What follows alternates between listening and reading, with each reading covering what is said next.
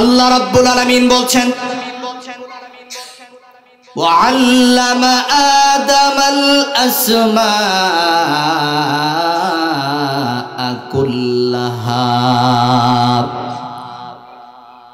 রব্বুল আলামিন ডাক দেয়া বলেন হযরত আদম আলাইহিস সালাতু ওয়াস সালাম কে সৃষ্টি করার পরে তার থাকা খাওয়া আরাম আয়েশের ব্যবস্থার পূর্বে সর্বপ্রথম তাকে বস্তু সামগ্রীর নাম শিক্ষা দেওয়া হলো। দুনিয়ার জিন্দেগিতে পরলৌকিক জিন্দেগিতে যত বস্তু সামগ্রী আছে, যত আসবাব আছে, সব কিছুর নাম শিক্ষা দিয়েছেন কি? আল্লাহর নামটা উঁচু আওয়াজ দেয়া বলেন, কে শিক্ষা দিয়েছেন?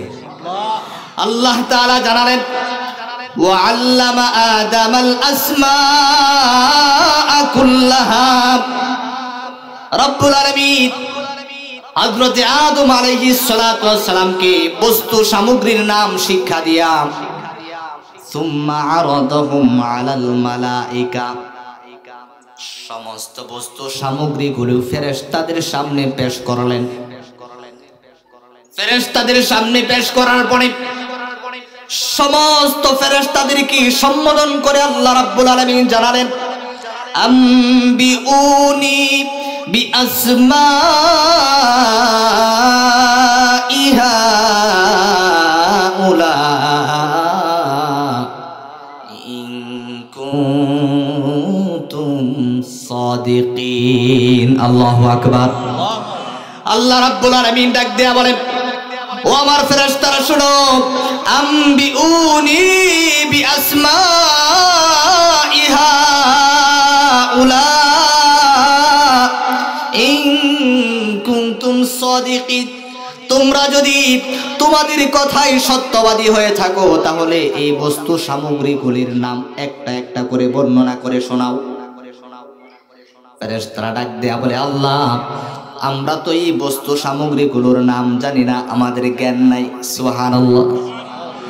আমাদের তো এই বিষয়ে কোনো জ্ঞান নাই, আমাদের শিক্ষা নাই। কিন্তু রব্বুল আলামিন আয়াতের শেষে একটি শব্দ উচ্চারণ করলেন, ইন কুনতুম সাদিকিন। তোমরা যদি তোমাদের কথাই সত্যবাদী হয়ে থাকো তাহলে আসবাবপত্র এই বস্তু সামগ্রীগুলির নাম বর্ণনা করে শোনাও। কোন কথাই সত্যবাদী হয়ে থাকলে আল্লাহ রাব্বুল আলামিন যখন নাকি মানব জাতি সৃষ্টি করবেন, দুনিয়াতে খলিফা নিযুক্ত করবেন, আমরা সকলেই সেই ঘটনা জানি। রাব্বুল আলামিন ফেরেশতাদের সঙ্গে মাশওয়ারা করেছিলেন, ঠিক কিনা বলেন? আল্লাহ তাআলা কোরআনুল হাকিমের প্রথম নাম্বার পারার সূরাতুল বাকারা 5 নাম্বার পৃষ্ঠার প্রথম আয়াতে কারিমা নাযিল করে জানালেন, وَإِذْ قَالَ رَبُّكَ لِلْمَلَائِكَةِ إِنِّي جَاعِلٌ فِي الْأَرْضِ خَلِيفَةً। আল্লাহ তাআলা যখন দুনিয়ার জিন্দেগিতে জমিনের মধ্যে খলিফা নিযুক্ত করার ইচ্ছা পোষণ করলেন, তখন তিনি ফেরেশতাদের সঙ্গে মাশওয়ারা করলেন, ইন্নী জাইলুন ফিল আরদি খলিফা। ও আমার ফেরেশতারা, আমি জমিনের মধ্যে খলিফা নিযুক্ত করতে চাই, তোমরা কি বলো? তোমাদের সিদ্ধান্ত কি? তোমাদের পরামর্শ কি? ফেরেশতারা মানব সৃষ্টির বিরুদ্ধাচরণ করতে গিয়া আল্লাহ তাআলা কি ডাক দেয়া বলে, আল্লাহ আতাজআলু ফিহা মান ইউফসিদু ফিহা ওয়া ইয়াসফিকুদ দিমাআ ওয়া নাহনু নুসাব্বিহু বিহামদিকা ওয়া নুকদ্দিসু লাক قال إني أعلم ما لا تعلمون। الله أكبر। ফেরেশতারা ডাক দেয়া বলে, আল্লাহ আতাজালু ফিহা মান ইউফসিদু ফিহা ওয়া ইয়াসফিকুদ দিমা। ও আল্লাহ, আপনি কি এমন খলিফা নিযুক্ত করবেন, এমন জাতি আপনি প্রেরণ করবেন যারা দুনিয়াতে যাওয়ার পরে রক্তপাত করবে, মারামারি করবে, কাটাকাটি করবে, ফাসাদ সৃষ্টি করবে। ও আল্লাহ, আপনার তাসবিহ পাঠ করার জন্য, আপনার তাহমিদ পাঠ করার জন্য, আপনার প্রশংসা করার জন্য, আপনার ইবাদত করার জন্য আমরা ফেরেশতারা আছি। নতুন কোনো জাতির প্রয়োজন নাই। আল্লাহ রাব্বুল আলামিন তখন তাদেরকে কোনো জবাব না দিয়া রাব্বুল আলামিন ডাক দিয়া বলে, ইন্নী আ'লামু মা লা তা'লামুন। ও আমার ফেরেশতারা শুনে রাখো, আমি আল্লাহ যা জানি তোমরা তা জানো না। বলেছেন কি? জোরে আওয়াজ দেয়া বলেন কে? আল্লাহ তাআলা ডাক দেয়া বলেন, আম্বিউনি বিআসমাই হাউলাই ইন কুনতুম সাদিকিন। ও আমার ফেরেশতারা, তোমরা যদি তোমাদের কথাই সত্যবাদী হয়ে থাকো। কোন কথা? ওই যে বলেছিলাম আমি যখন খলিফা নিযুক্ত করার সিদ্ধান্ত নিলাম, তোমাদের সঙ্গে পরামর্শ করলাম, তোমরা আমার মানব সৃষ্টির বিরুদ্ধাচরণ করতে গিয়া বলেছিলা, আতাজালু ফিহা মান ইউফসিদু ফিহা ওয়া ইয়াসফিকুদ দিমা। এমন জাতি আপনি সৃষ্টি করবেন যারা দুনিয়াতে যাওয়ার পরে রক্তপাত করবি, মারামারি করবি, হানাহানি করবি, ফাসাদ সৃষ্টি করবে। তোমরা যে ওই কথা বলেছিলাম, এই কথাই যদি তোমরা সত্যবাদী হয়ে থাকো, তাহলে এই বস্তু সামগ্রীগুলির নাম বর্ণনা করো। সমস্ত ফেরেশতারা লজ্জিত হয়ে গেল। এই বস্তু সামগ্রীগুলোর নাম তারা বর্ণনা করতে পারলো না। এবার আল্লাহ তাআলা আদম আলাইহিস সালাতু ওয়াস সালামকে ডাক দেয়া বলে, ও আদম, আমার ফেরেশতারা কোনো বস্তু সামগ্রীর নাম বর্ণনা করতে পারে নাই। আমি আল্লাহ আদেশ দিয়া দিলাম, তুমি আদম একটি একটি করে সমস্ত বস্তু সামগ্রীগুলির নাম বর্ণনা করে শোনায়া দাও। এবার হযরতে আদম আলাইহিস সালাতু ওয়াস সালাম আল্লাহ তাআলার আদেশে সমস্ত বস্তু সামগ্রীগুলির নাম একটা একটা করে বর্ণনা করে শোনায়া দিলেন। পরীক্ষায় পাশ করলেন। রব্বুল আলামিন আদেশ দেওয়ার পরে হযরতে আদম আলাইহিস সালাতু ওয়াস সালাম সবকিছুর বর্ণনা করলেন। তিনি সফলতা অর্জন করলেন। এবার আল্লাহ তাআলা ফেরেশতাদেরকে ডাক দেয়া বলে, ও আমার ফেরেশতারা, যারা জানে আর যারা জানে না তারা কখনো এক হতে পারে না, সমান হতে পারে না। যারা জানে এরা শ্রেষ্ঠ, এরা মর্যাদা সম্পন্ন। সুতরাং আমার আদম জানে, সে জ্ঞানী, সে গুণী, তার জ্ঞান আছে। তার শ্রেষ্ঠত্বের প্রমাণ করতে গিয়া আমি আল্লাহ আদেশ দিয়া দিলাম, তোমরা নূরের তৈরি ফেরেশতারা আমার মাটির তৈরি আদমের পায়ের মধ্যে সিজদা দিয়া কত সম্মান দিয়েছেন। কেন? কারণ আমরা জ্ঞানী। সুবহানাল্লাহ। আমাদেরকে জ্ঞান শিক্ষা দেওয়া হয়েছে। এবার সমস্ত ফেরেশতারা সিজদা দিলেন।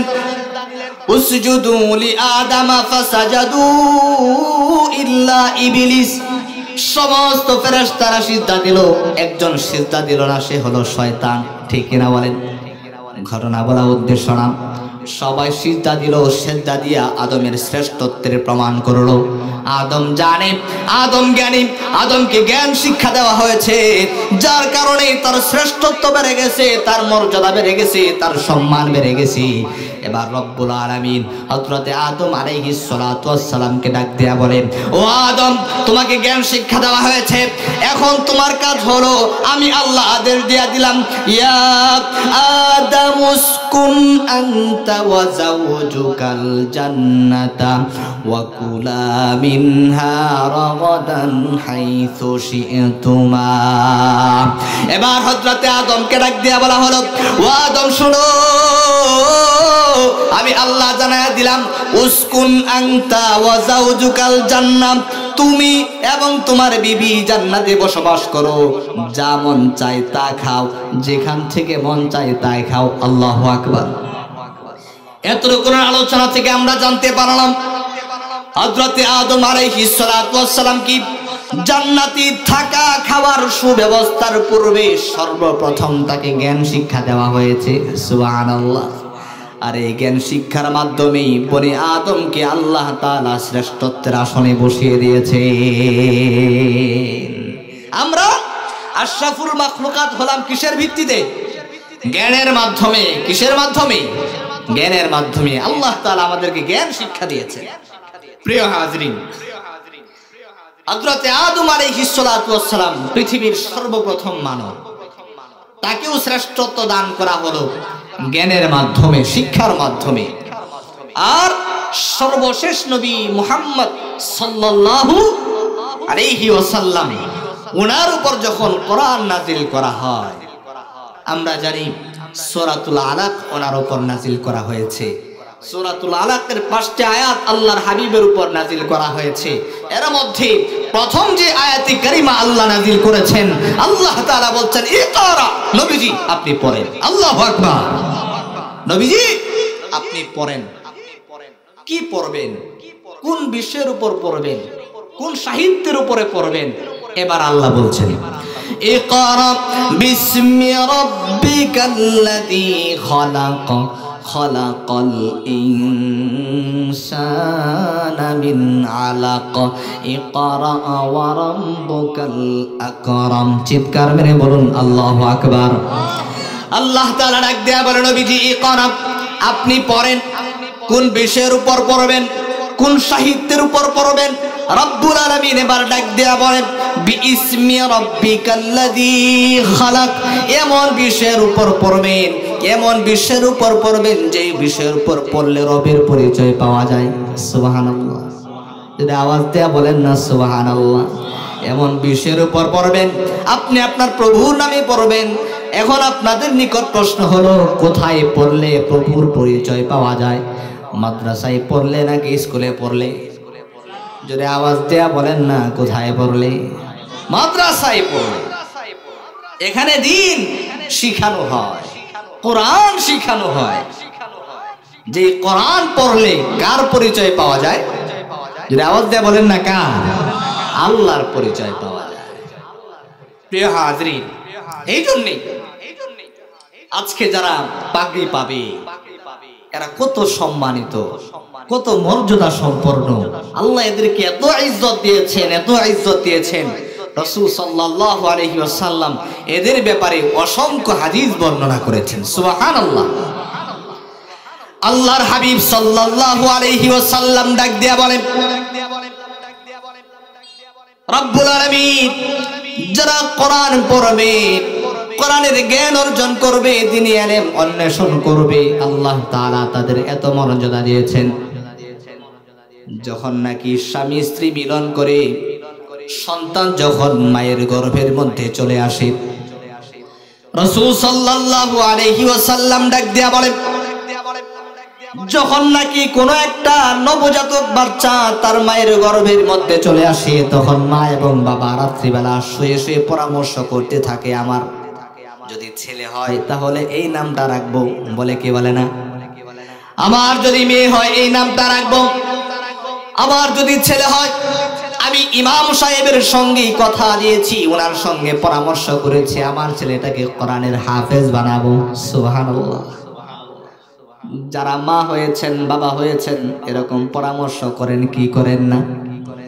রাসূল ডাক দেয়া বলেন সন্তান এখনো দুনিয়াতে আসে নাই, মায়ের পেটের মধ্যে রয়েছি, এমত অবস্থায় যদি কোনো মা এবং বাবা তার সন্তানকে কোরআন পড়ানোর জন্য নিয়ত করে, আল্লাহ রাব্বুল আলামিন তার জান্নাতে যাওয়ার জন্য যত রাস্তা আছে অর্ধেক রাস্তা আল্লাহ তাআলা সহজ করে দেয়। এবার আল্লাহর হাবিব সাল্লাল্লাহু আলাইহি ওয়াসাল্লাম ডাক দেয়া বলেন মান সালাকা তরিকান ইয়াতলুবু ফীহি ইলমান সালাকাল্লাহু বিহি তরিকান মিন তুরুকিল জান্নাত। সন্তান যখন দুনিয়ার জিন্দেগিতে আগমন করলো, দুনিয়ার জিন্দেগিতে আগমন করার পরে একটা সন্তান যখন মাদ্রাসায় পড়ার জন্য, কোরআন পড়ার জন্য হাঁটি হাঁটি পা পা করে মাদ্রাসার দিকে রওনা হলো, প্রথমত পুরস্কার হলো রব্বুল আলামিন তার জান্নাতে যাওয়ার যত রাস্তা আছে সমস্ত রাস্তা আল্লাহ তাআলা আসান করে দেয়, সহজ করে দেয়। এরপরে আল্লাহর হাবিব ডাক দেয়া বলে ওয়া ইন্নাল মালাইকাতা লাতাদউ আজনিহাতাহা লিযাল্লি তালিবিল ইলম। আল্লাহর হাবিব ডাক দেয়া বলে ও দুনিয়ার মানুষেরা শোনো, আমি নবীজি জানায়া দিলাম এদের এত সম্মান, এত মর্যাদা। তালিবুল ইলম যখন দ্বীনি ইলম অন্বেষণ করার জন্য, কোরআন পড়ার জন্য সে যখন রাস্তার মধ্যে বের হয়, তার যখন একটি একটি কদম সে সামনের দিকে অগ্রসর হয়, তার কদমের নিচে নূরের তৈরি ফেরেশতারা তাদের নূরের পাখাগুলো তাদের পায়ের নিচে বিছিয়ে দেয়। তারা হাঁটবে জমিনে কিন্তু পা পড়বে ফেরেশতাদের নূরের পাখার উপরে। আল্লাহু আকবার। এদের এত সম্মান, এত মর্যাদা। সমকালীন বিশ্বের মধ্যে লেখা হয় বাগদাদের মধ্যে একটি মাদ্রাসা ছিল। ওই মাদ্রাসার মধ্যে একটা মেধাবী ছোট্ট বালক ছিল, শিশু ছিল, যে প্রতিদিন মাদ্রাসায় আসতো লেট করে। কি করে? লেট করে মাদ্রাসায় আসতো। প্রতিদিন এসে পিছনে বসতো। ক্লাসের ভালো ছাত্র যদি পিছনে বসে, কোনো শিক্ষক এটা পছন্দ করে না, কারণ শিক্ষকরা চায় ভালো ছাত্রটা সামনে বসুক। ঠিক কিনা বলেন? তো প্রতিদিন লেট করে আসে। উস্তাদ বলে, বাবা তুমি লেট করে আসো কেন, পিছনে বসো কেন? আগে আসলে তো সামনে বসতে পারো। প্রতিদিন ছাত্র কথা দিয়ে যায় যে হযরত আগামীকালকে ইনশাআল্লাহ মিস হবে না, আগে ভাগে চলে আসবো, সামনে বসার চেষ্টা করব। এভাবে চলতে লাগলো। কিন্তু ছাত্র কথা রাখতে পারে না, আস্তে আস্তে লেট হয়ে যায়, সে পিছনে বসে। আরেকদিন উস্তাদ জিজ্ঞাসা করলো, বাবা তুমি প্রতিদিন কথা দিয়ে যাও, আগে চলে আসবা, সামনে বসবা, কিন্তু একদিনও তুমি তোমার কথা রক্ষা করতে পারো না, তোমার লেট হওয়ার কারণটা কি? গভীর মনোযোগ দিয়ে শ্রবণ করবেন। ওই ছোট্ট বালকটি ডাক দেয়া বলে, উস্তাদ প্রতিদিন সামনে বসার জন্য আমি আগে ভাগে বাড়ি থেকে রওনা হই,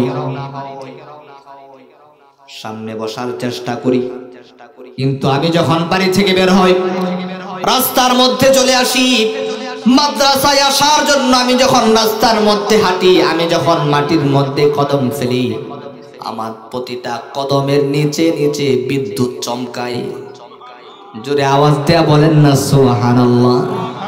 আমার প্রতিটা কদমের নিচে বিদ্যুৎ চমকায়। তিনি হলেন হযরত জুনায়েদ বাগদাদী। ওনাকে আল্লাহ তাআলা ছোট্ট গালিব রাসূল সাল্লাল্লাহু আলাইহি ওয়াসাল্লাম যে বলেছেন, একজন তালিবুল ইলম মাটির মধ্যে হাঁটে, কিন্তু তার পা পড়ে নূরের পাখার উপরে। দুনিয়ার চক্ষুর মাধ্যমে আল্লাহ তাআলা সেই নজির দেখিয়ে দিয়েছেন। আল্লাহু আকবার। এই জন্য রাসূল সাল্লাল্লাহু আলাইহি ওয়াসাল্লাম ডাক দেয়া বলেন, ওয়া ইন্নাল মালাইকাতা লাতাদউ আজনিহাতাহা রিদাল লিতালিবিল ইলমি। যখন নাকি তালিবুল ইলম কোরআন শিখার জন্য রাস্তা দিয়ে বের হয়, তখন নূরের পাখাগুলো ফেরেশতারা তাদের পায়ের নিচে বিছিয়ে দেয়। এতটুকুনের মধ্যে সীমাবদ্ধ নয়। রাসূল সাল্লাল্লাহু আলাইহি ওয়াসাল্লাম ডাক দেয়া বলেন, ওয়াল হাইতানু ফি জাওফিল মা। গভীর মাটির নিচে এবং গভীর সমুদ্রের নিচে যতগুলো প্রাণীকুল আছে, তালিবুল ইলম যখন ইলম অর্জন করবার জন্য রাস্তা দিয়ে বের হয়, মাদ্রাসার দিকে রওনা হয়, সমুদ্রের প্রাণীগুলো, মাটির নিচের প্রাণীগুলো আসমানের মালিকের কাছে ওই তালিবুল ইলমের জন্য ক্ষমা প্রার্থনা করতে থাকে। ক্ষমা প্রার্থনা করে, আল্লাহ এই তালিবুল ইলমকে আপনি ক্ষমা করে দেন, ওর আব্বা আম্মাকে ক্ষমা করে দেন। আল্লাহু আকবার। এমনকি আল্লাহর হাবিব সাল্লাল্লাহু আলাইহি ওয়াসাল্লাম ডাক দেয়া বলেন, এদের এত সম্মান, এত মর্যাদা, এরা যে রাস্তা দিয়ে হেঁটে যায়, ওই রাস্তাটা গর্ব করে আল্লাহ তাআলার শুকরিয়া আদায় করতে থাকে। যে রাস্তা দিয়ে হেঁটে যায়, পাশের রাস্তাটা আফসোস করে আল্লাহ তাআলার কাছে বলতে থাকে, আল্লাহ এই কোরআনওয়ালা, এই তালিবুল ইলম যদি আমার উপর দিয়ে হেঁটে যাইতো, আমি রাস্তা বড় ভাগ্যবান হয়ে যাইতাম। এমনকি আল্লাহর হাবিব ডাক দিয়া বলে, ও দুনিয়ার মানব মণ্ডলী শুনো,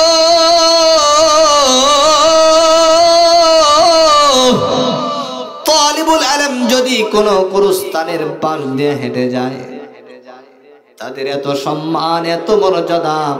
রাসূল সাল্লাল্লাহু আলাইহি ওয়াসাল্লাম ডাক দেয়া বলেন, ওই তালিবুল ইলমের সম্মানে ওই গুরুস্থানের যত মৃত মাইয়াত আছে, আল্লাহ রাব্বুল আলামিন তাদের কবরের আযাব 40 দিনের জন্য মাওকুফ করে দেয়।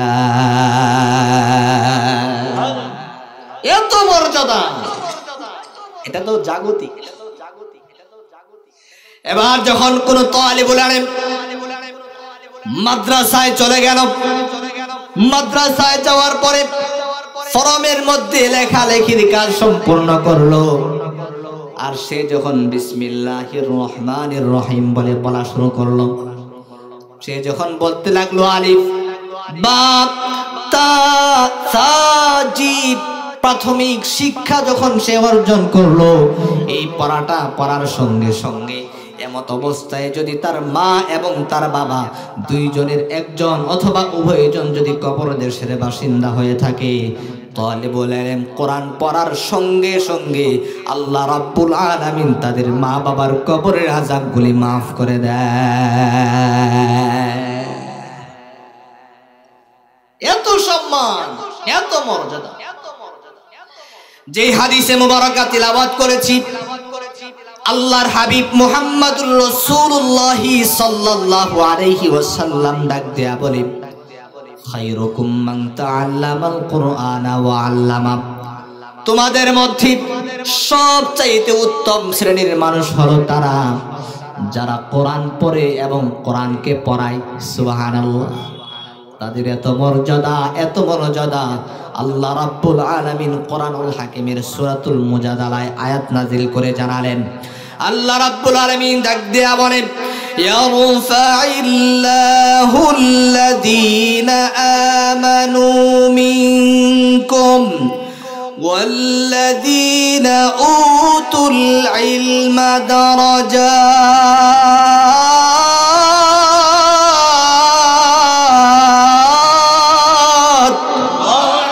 আল্লাহ তাআলা ডাক দেয়া বলেন, ও দুনিয়ার মানব মণ্ডলী শোনো, ঈমান আনার পরে সবচাইতে মর্যাদা সম্পন্ন মানুষ হলো তারা যারা কোরআন পড়েছে, কোরআনওয়ালা। আমি আল্লাহ তাদের মর্যাদা বৃদ্ধি করে দেই।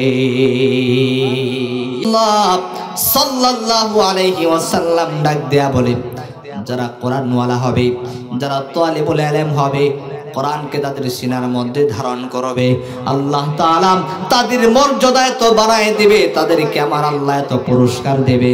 রব্বুল আলামিন তাদেরকেও তো দিবেন, তাদের আব্বা আম্মাকেও পুরস্কার দিবেন।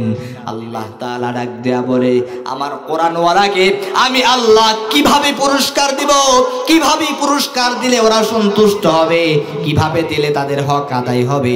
আল্লাহ সেদিন ময়দানে মাহশারে ডাক দেয়া বলবে, হাফেজে কোরআনদের আমি আল্লাহ স্বয়ং নিজ হাতে পুরস্কার দেব না, বরং তারা যেই পর্যন্ত চায়, যেভাবে চায় সেইভাবে দিয়ে দেব। আল্লাহর হাবিব ডাক দেয়া বলেন, তাদেরকে বলা হবে তোমরা তোমাদের পুরস্কার গ্রহণ করবা কিভাবে, শোনো। নবীজি হাদিসের মধ্যে ডাক দেয়া বলেন, ক্বালু লি সাহিবিল কুরআন, হাফিজ কোরআনদেরকে বলা হবে, ইকরা ওয়ারতাকি ওয়ারাতিল কামা কুনতা তুরাতিলু ফিদ দুনিয়া ফাইন্না মানজিলাকা ইনদা আখিরি আয়াতিন তাকরাউহা। আল্লাহর হাবিব ডাক দেয়া বলেন, ও দুনিয়ার মানব মণ্ডলী শোনো, ময়দানে মাহশারে লক্ষ কোটি হাজারো কোটি ঈমানদারদের সামনে তাদেরকে বলা হবে, ও হাফেজে কোরআন, ইকরাউ লি সাহিবিল কুরআন ইকরা ওয়ারতাকি, তোমাদেরকে আমি আল্লাহ কি পুরস্কার দেব, তোমরা পড়তে থাকো আর চলতে থাকো। আল্লাহু আকবার। তোমরা একটি আয়াত তিলাওয়াত করবা, জান্নাতের এক তলায় আরোহণ করবা। দ্বিতীয় আয়াত তিলাওয়াত করবা, জান্নাতের দ্বিতীয় তলায় আরোহণ করবা। তৃতীয় আয়াত তিলাওয়াত করবা, জান্নাতের তৃতীয় তলায় আরোহণ করবা। এভাবে হাফেজে কোরআনেরা বিসমিল্লাহ বলে শুরু করবে, আলিফ লাম মিম যালিকাল কিতাবু লা রাইবা ফীহি হুদাল লিল মুত্তাকিন। এভাবে তিলাওয়াত করতে থাকবে, জান্নাতের এক তলায় আরোহণ করবে। দ্বিতীয় আয়াত তিলাওয়াত করবে, জান্নাতের দ্বিতীয় তলায় আরোহণ করবে। তৃতীয় আয়াত তিলাওয়াত করবে, জান্নাতের তৃতীয় তলায় আরোহণ করবে। এভাবে ৬৬৬৬ আয়াত তিলাওয়াত করে কোরআনের হাফেজারা ৬৬৬৬ তলা জান্নাতের মেহমান হয়ে যাবে। ৬০০০ যেখানে গিয়া তার তিলাওয়াত শেষ হবে, সেখানে গিয়া তার জান্নাতের তলা হবে। আল্লাহু আকবার। এত মর্যাদা দেওয়া। এরা তো তাদের। রাসূল সাল্লাল্লাহু আলাইহি ওয়াসাল্লাম ডাক দিয়ে বলে, যারা তাদের অভিভাবক, কোরআনে হাফেজের মা এবং বাবা, তাদেরকে আল্লাহ ইজ্জত দান করবেন। সুবহানাল্লাহ বলবেন না? আপনারা রাগ করছেন, আওয়াজ দেন না কেন? লিল্লাহি তাকবীর, জোরে আওয়াজ দেয়া বলে লিল্লাহি তাকবীর।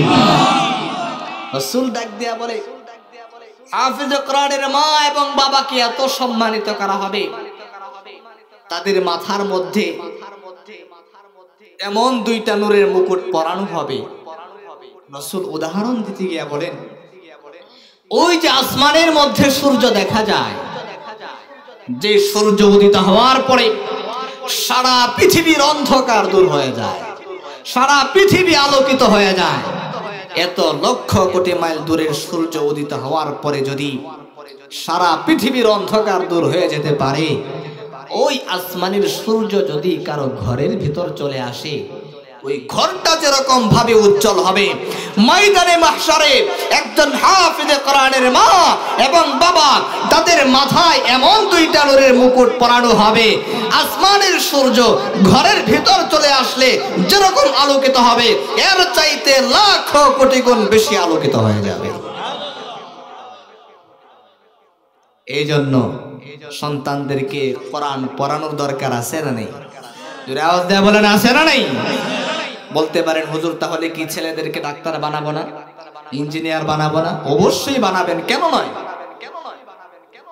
যদি আপনার ছেলে আপনার মেয়ে ডাক্তার না হয়, মেয়েরা যদি ডাক্তার না হয়, তাহলে আমরা যারা হুজুর আছি, আমাদের বিবিদের সিজার লাগে, তাদেরকে কোথায় নিয়ে যাবে?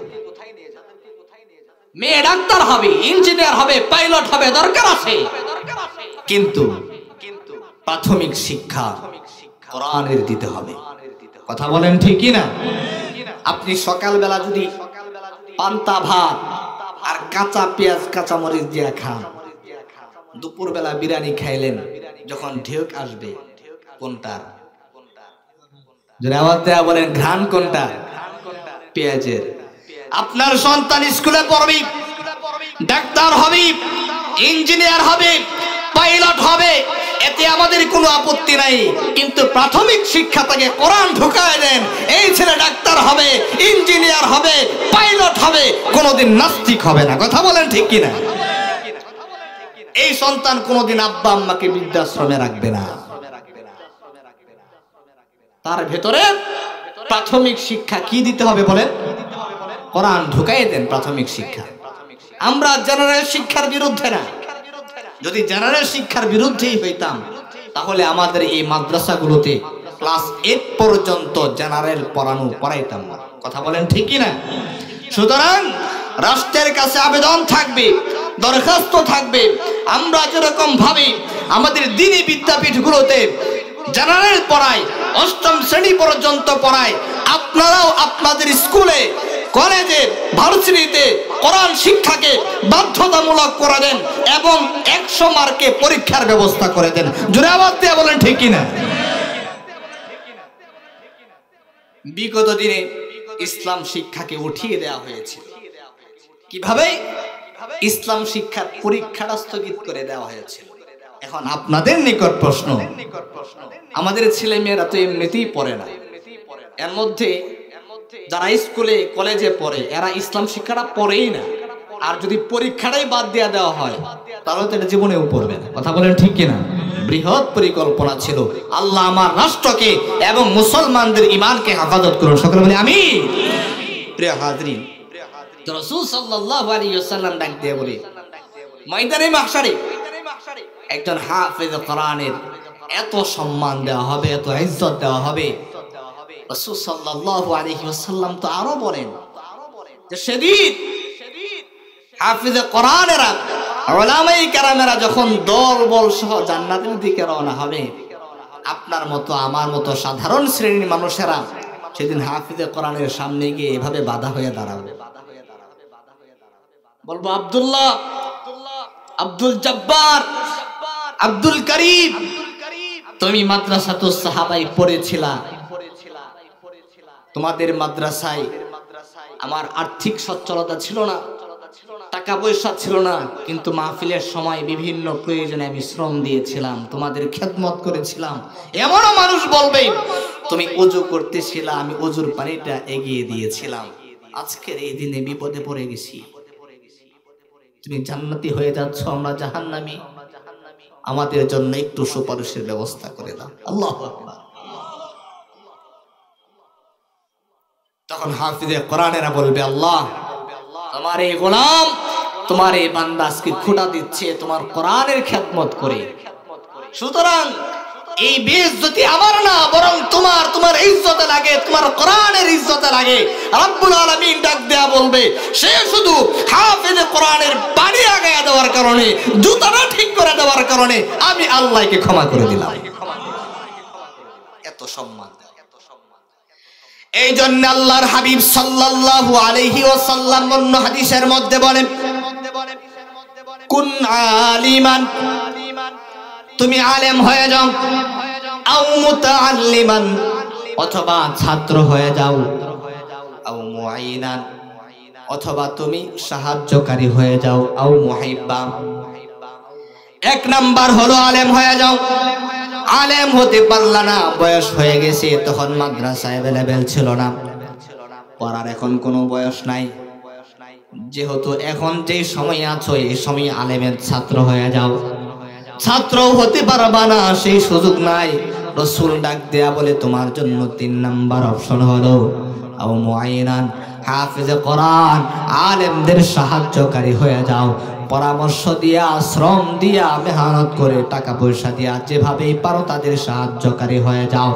4 নাম্বার হলো তোমার সাহায্য করবারও কোনো যোগ্যতা নাই, তোমার কোনো শক্তি নাই, আমি রাসূল তোমাকে জানায়া দিলাম আও মুহিব্বা। 4 নাম্বার অপশন হলো তাদেরকে দিল দিয়া ভালোবাসবা, ভালোবাসাকারী হয়ে যাও।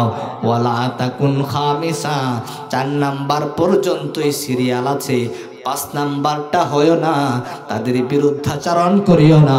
বিরুদ্ধাচরণ করবা তো আমার আল্লাহ তোমার উপর সন্তুষ্ট হয়ে যাবে।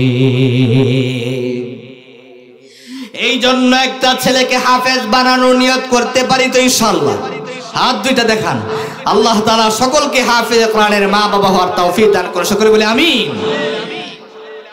যদি আপনাদের নিকটে একটা প্রশ্ন করি, সবাই উত্তর দেওয়ার চেষ্টা করবেন। যারা দুনিয়াতে বাটপারি সিটারি করে অন্যের জমি দখল করে খায় বা প্রতারণা করে, আমরা তাকে ধোঁকাবাজ বলি, প্রতারক বলি, ঠিক কিনা বলেন? কিন্তু আমি আজকে আপনাদেরকে বলবো, জমি মেরে দেওয়া, টাকা মেরে দেওয়া, ওই লোকটা আসল প্রতারক না, আসল ধোঁকাবাজ না। প্রকৃতপক্ষে সবচাইতে বড় প্রতারক হলো, বড় ধোঁকাবাজ হলো ওই সন্তান, যেই সন্তান তার মা বাবার লাশটাকে সামনে নিয়ে বুবার মতো দাঁড়িয়ে থাকে, মা বাবাকে বিদায় দেওয়ার মতো সে জানাজার দোয়াটা পর্যন্ত পারে না। কথা বলেন ঠিক কি না? এমন হাজারো সন্তান আছে যা আব্বা আম্মাকে শেষ বিদায়টা দিবে, জানাজার নামাজে আল্লাহুম্মা গফিরলি হাইয়িনা বলবে নাকি আল্লাহুম্মা ইন্না নাস্তাঈনুকা বলবে, সে পারে না। জানাজার নামাজে দোয়ায়ে কুনুত পড়ে, দোয়ায়ে মাসুরা পড়ে। এমন ডাক্তার দেখেছি, ইঞ্জিনিয়ার দেখেছি, জানাজার নামাজ আর ঈদের নামাজের মধ্যে একাকার করে ফেলে, আর ভাবতে থাকে, ওইদিকে তাকায়া থাকে, চুপ করে কান্না করতে থাকে, কারণ সে তো কিছু পারে না। একবার নিজেকে প্রশ্ন করেন, যেই মা, যেই বাবা সারা জীবন চেষ্টা করে, মুজাহাদা করে আমাকে ডাক্তার বানালো, ইঞ্জিনিয়ার বানালো, সেই মা বাবার ইন্তেকালের সময় আমি আব্বা আম্মার জন্য একটু ক্ষমা প্রার্থনা পর্যন্ত করতে পারলাম না, বুবার মতো দাঁড়িয়ে থাকলাম। আমার মতো ধোঁকাবাজ প্রতারক সন্তান আল্লাহর আসমানের নিচে, জমিনের উপরে দ্বিতীয় আর কেউ নেই। কথা বলেন ঠিক কি না? বালিশের সঙ্গে মাথা লাগিয়ে চিন্তা করবেন। সুতরাং এমন একটা সন্তান যে সদকায়ে জারিয়া হবে, আমি ইন্তেকাল করব, আমার বিবি ইন্তেকাল করবে, আমি চলে যাব, আমার নাম উচ্চারণ করবার মতো কোনো ব্যক্তি থাকবে না। যখন এমন সময় আমার জন্য ইসালে সওয়াব হবে, সদকা জারিয়ার একটা অংশ হবে, সদকা জারিয়ার মতো একটা সদকা জারিয়ার একটা অংশ তৈরি করে যাওয়ার নিয়ত করতে পারি তো ইনশাআল্লাহ। সন্তান হলো ওয়ালাদুন সালিহুন, নেককার সন্তান হলো সদকা জারিয়া। সুবহানাল্লাহ বলবেন না? শাইখুল হাদিস আল্লামা জাকারিয়া রাহমাতুল্লাহি আলাইহি হাদিস বর্ণনা করতে গিয়ে বলেন, গভীর মনোযোগ দিয়ে শ্রবণ করবেন এই কথাটা বলে আমি আমার আলোচনা শেষ করছি। তিনি ডাক দিয়া বলেন, আমি এবং আমার দুইজন সফর সঙ্গী সফরের মধ্যে বের হলাম। পথিমধ্যে যাওয়ার পরে একটা গোরস্থান আমার সামনে আসলো। গোরস্থানকে দেখে আমার মৃত্যুর কথা স্মরণ হলো। আমি তাদের কথা চিন্তা করে আমার সফর সঙ্গীদেরকে নিয়ে কবরস্থানের পাশে দাঁড়ায়া সূরাতুল ফাতিহা একবার তেলাওয়াত করলাম, সূরাতুল ইখলাস 3 বার তেলাওয়াত করলাম, সদকা জারিয়ার জন্য, ইসালে সওয়াব করার জন্য। কবর জিয়ারত করার উদ্দেশ্যে কবরস্থানের পাশে দাঁড়ালাম। সূরাতুল ফাতিহা তেলাওয়াত করার পর, সূরাতুল ইখলাস 3 বার পাঠ করার পর, নবীর শানে দুরূদ পাঠ করার পরে আমরা কবরস্থানের পাশে দাঁড়িয়ে মুনাজাত করলাম, কবর জিয়ারত করলাম। মুনাজাত শেষে বাড়ির উদ্দেশ্যে রওনা হলাম। গভীর রজনীতে আমি যখন ঘুমাতে গেলাম, ঘুমের মধ্যে স্বপ্নে দেখি দুইজন ফেরেশতা নেকের ভান্ডার নিয়ে ওই কবরস্থানের মধ্যে উপস্থিত হয়ে গেল। তারা কবরস্থানের মধ্যে উপস্থিত হইয়া ওই যে আমি সূরাতুল ফাতিহা তেলাওয়াত করলাম, সূরাতুল ইখলাস 3 বার পাঠ করলাম, ওই তিলাওয়াতের সওয়াবের অংশগুলো প্রত্যেকটা মাইয়াতের কবরের মধ্যে পৌঁছে দেওয়া হচ্ছে। আর মাইয়াতেরা পেরাপিরি করতেছি, সিরিয়াল ধরতেছি, প্রত্যেকের ভাগের অংশ নেওয়ার জন্য তারা সিরিয়াল ধরতেছে, পেরাপিরি করতেছে, তাড়াহুড়া করতেছে। কিন্তু আমি স্বপ্নের মধ্যে দেখতেছি সমস্ত কবরবাসীদের মধ্যে একজন মাইয়িত মহিলা, বৃদ্ধা মহিলা, সে তার কবরের মধ্যে বসে আছে। তার মধ্যে কোনো পেরেশানির চাপ নাই, তার মধ্যে কোনো তাড়াহুড়া নাই। আমার কৌতূহল জাগলো, এই মহিলা কেন কবরের মধ্যে বসে রইল? সবাই তাড়াহুড়া করতেছে, এই মহিলা কেন তাড়াহুড়া করে না, সিরিয়াল ধরে না? কারণটা জানবার জন্য আমি স্বপ্নেই তার কবরের মধ্যে চলে গেলাম। তাকে জিজ্ঞাসা করলাম, মা, সবাই তো তার অংশ নেওয়ার জন্য সিরিয়াল ধরতেছে, আপনি কেন সিরিয়াল ধরেন না? মহিলা ডাক দেয়া বলে, বাবা, আমার অংশটা আমার কবরের মধ্যে পৌঁছে যাবে, ফেরেশতা আমাকে পৌঁছে দিবে, আমার কোনো তাড়াহুড়া নাই, আমার কোনো চিন্তা নাই। কারণ আমি দুনিয়া থেকে আসার পূর্বে আমি একটা সদকা জারিয়ার ব্যবস্থা করে এসেছি। আমার একটা সন্তান আছে, আমার কলিজার টুকরা সন্তানটাকে আমি কোরআনের হাফেজ বানিয়েছি। আমার সন্তানটা অমুক বাজারে ব্যবসা করে, দোকানদারি করে, দোকানদারির পাশাপাশি অবসর সময়ে কোরআন তেলাওয়াত করে। তার কোরআন তেলাওয়াতের একটি অংশ আমার আল্লাহ প্রতিদিন সদকা জারিয়া হিসাবে আমি মায়ের কবরের মধ্যে পৌঁছে দেন। শাইখুল হাদিস আল্লামা জাকারিয়া রাহমাতুল্লাহি আলাইহি ডাক দেয়া বলে, সেদিন আমার ঘুম ভেঙে গেল। আমি সাক্ষাৎ করার জন্য ওই ছেলের দোকানে গেলাম, তার মার হালত জানতে চাইলাম এবং তাকে পরামর্শ দিলাম, বাবা, কোরআন তেলাওয়াত ছাড়বা না, কোরআন তেলাওয়াত করবা। কারণ তুমি কোরআন তেলাওয়াত করলে কোরআন তেলাওয়াতের সওয়াবের একটি অংশ তোমার আম্মা কবরের মধ্যে শুয়ে শুয়ে পায়। এর কিছুদিন পরে হঠাৎ করে আবার সেই রাস্তা দিয়ে যাচ্ছিলাম। রাস্তা দিয়ে যাবার সময় প্রথম দিনের স্বপ্নের কথা স্মরণ হলো। আবার সেই দিনের মতো সূরাতুল ফাতিহা তেলাওয়াত করলাম, সূরাতুল ইখলাস 3 বার পাঠ করলাম, কবর জিয়ারত করলাম, বাড়িতে চলে গেলাম। দ্বিতীয় দিন আবার স্বপ্নে দেখলাম পূর্বের দিনের মতো দুইজন ফেরেশতা সওয়াবের ভান্ডার নিয়ে ওই কবরস্থানের পাশে চলে আসছে। কিন্তু পূর্বের দিনের চাইতে বিপরীত দেখা যায়। প্রথম দিন দেখেছিলাম মহিলা সিরিয়াল ধরে না, তাড়াহুড়া করে না। কিন্তু দ্বিতীয় দিন তাকায়া দেখি ওই মহিলা তাড়াহুড়া করতেছে, সিরিয়াল ধরতেছে। স্বপ্নের মধ্যে জিজ্ঞাসা করলাম, মা প্রথম দিন আপনি তাড়াহুড়া করলেন না, সিরিয়াল ধরলেন না, আজকে কেন এত পেরেশানি, এত চিন্তা, কেন তাড়াহুড়া করতেছেন, সিরিয়াল ধরতেছেন? মহিলা ডাক দেয়া বলে, কান্না মাখা কণ্ঠে ডাক দেয়া বলে, বাবা সেদিন আমার সন্তান জীবিত ছিল, প্রতিদিন আমার কবরের মধ্যে সদকায়ে জারিয়ার অংশ পৌঁছে যেত। আজকের এই দিনে আমার সন্তান নাই, আমার সন্তান নাই, আমার সন্তান আল্লাহটাকে সারা দিয়া চলে আসছে, যার কারণে দুনিয়া থেকে সওয়াব আসা বন্ধ হয়ে গেছে। এই জন্য আজকের এই মাহফিল থেকে আমরা নিয়ত করতে পারি তো ইনশাআল্লাহ একটা সন্তানকে হাফেজ বানাবো। নিয়ত করতে পারি তো? হাত তোলেন সবাই, সবাই লিল্লাহি তাকবীর। আল্লাহ আমাদের সবাইকে কোরআনের হাফেজের মা এবং বাবা হওয়ার তৌফিক দান করুন। সকলে বলে আমিন। যাদের সন্তান নাই তারা কি করবেন? যারা কোরআন পড়ে, কোরআন পড়ায়, তাদের সাহায্য সহযোগিতা করবেন, তাদের দেখাশোনা করবেন, তাদের ভালো মন্দ জিজ্ঞাসা করবেন। ইনশাআল্লাহ ইনশাআল্লাহ আল্লাহ তাআলা আমাদেরকে হাফেজে কোরআনদের সাথে হাসর নাসরের ব্যবস্থা করে দিবেন। সুতরাং ভালুকাবাসী, জামিয়াদিবাসী, আপনাদের কপাল খুলে গেছে। মাদ্রাসাতুস সাহাবা এখানে প্রতিষ্ঠিত হয়েছে। প্রতি বছর আলহামদুলিল্লাহ আমাদের ছেলে মেয়েরা হাফেজ হবে। আজকের এই 7 জন আগামী দিনে 70 জনকে হাফেজে কোরআন বানাবে। আগামী দিনের 70 জন 7000 সন্তানকে কোরআনের হাফেজ বানাবে।